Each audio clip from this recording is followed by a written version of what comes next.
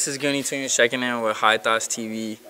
I'm about to dip into the Perso Sweet. Whipping in the all black Lexus, huh? All these bad bitches trying to sex this, huh? I don't say pussy cause I'm sexist, huh? I don't know, 7 years ago, I was starting like a little record label. I had artists like, I was recording at my house, and basically like the name came out kind of like on some like Looney Tunes shit where like everybody had like their own like character like to like bring to the table, so that's how the name came about. And then it kind of turned more or less into like a production standpoint, and I basically just took the name Gooney Tunes.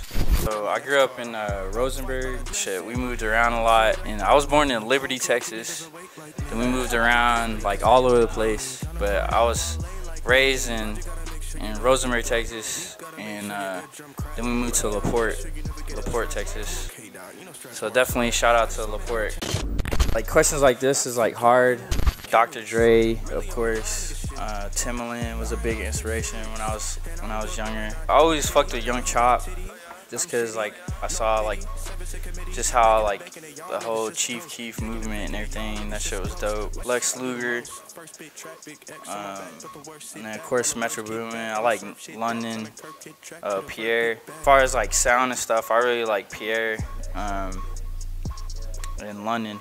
I always see me driving like an all white on black rims, or maybe like a G-Wagon. I don't know, something like that.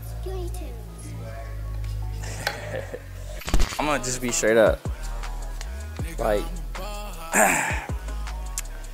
man, I believe in like I pretty much believe in all the conspiracies. Like I used to do like a lot of research when I first like found out about certain things that the government was doing, and like, you know, just all types of stuff. I remember I used to spend like hours like early in the morning like fucking just YouTube and shit, and like looking at all these documentaries and stuff. I believe like there's some things like that goes on with like higher ups that, you know, are definitely like very secretive and like, you know, bigger agendas and stuff. But then at the same time, at the end of the day, I don't really try to like consume my energy into like shit like that, because I'd rather just, you know, put my energy into like, you know, what I'm doing right now as far as a career, because that's what's more important to me right now.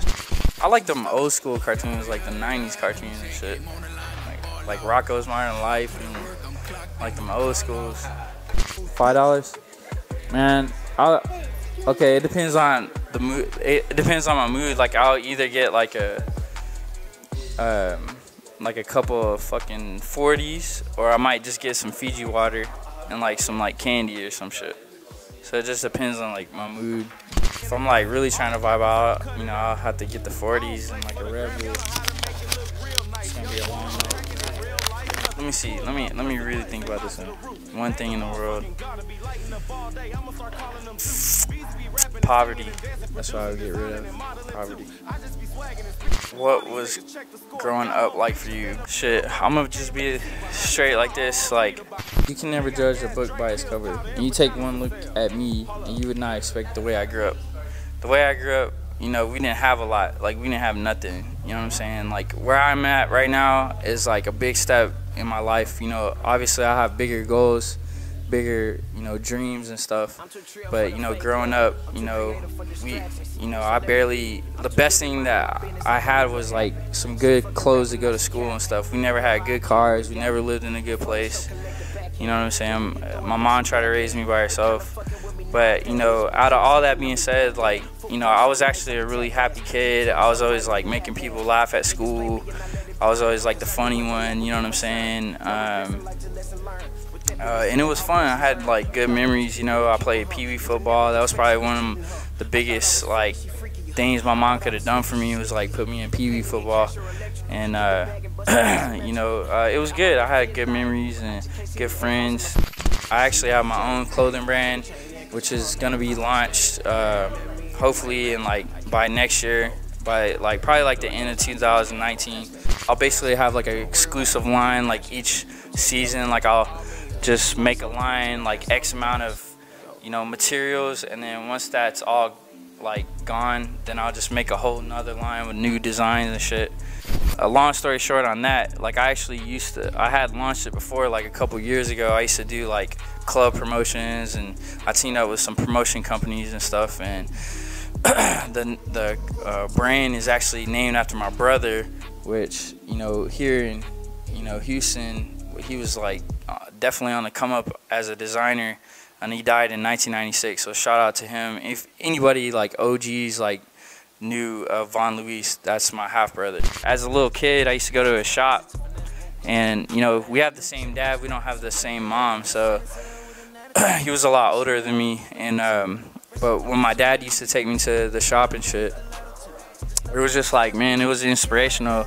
I was like, man, I want this when I grow up. Like, you know, he made like colognes and like all this stuff, so that's the whole reason by the clothing brand, which I'm gonna call it Von Louis. So I'll just be basically just rocking that shit, and you know, I'm not really gonna promote it too heavy. I'm just gonna pass it out to artists that I work with. Most prized possession, that would be my daughter. If you could call her a possession, I would say like my daughter. Money, power, or respect, and why?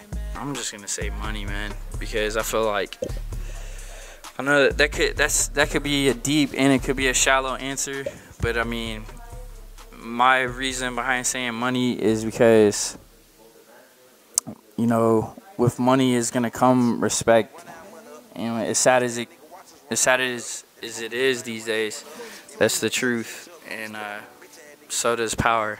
Power comes with having money. What are your opinions on Houston music culture? That's a deep question, because I mean, it's kind of very broad, because first of all, it's definitely a big influence on the way I produce music. Growing up, I didn't have a radio like in my house. Like, I didn't have a radio. Like, we had a fucking AM radio, or like a motherfucking, like a little alarm clock radio in my mom's room. The only time I could listen to music was on the bus to school, and they would play fucking 97.9 The Box on the bus, and that's how I got into music. Like, really, that's how I like heard music and shit. So I would go home, and like if I heard a song that I like, you know, if there's like a song like everybody be singing it on the bus, like that everybody liked and shit, so then I would like go home and like basically fucking, like if I wasn't playing outside or some shit, if I was at home, I would like, you know, try to go listen to the radio, see if I can catch that song that I heard on the bus. Houston culture is like definitely a big influence in my life. I think the whole like industry is about to like really see kind of like a new dynamic when it comes to what's coming out of Houston right now, because that whole, you know, 2000s era where like Houston really blew up with, you know, Lil Flip and fucking Chameleon. Chameleon was like my favorite rapper back in the day. Slim Thug, Boss Hogg, Swisher House, like all that stuff. I used to have all the tapes. I used to have like fucking all the Chameleon, like with Color Changing Click, Water Boys. I used to have all those like mixtapes, like Ace Ventura, fucking Starvin' Marvin, all that shit. So I feel like now, I think in the next couple of years, we're gonna start to see that type of wave again. And it's definitely, obviously, it's a new type of wave.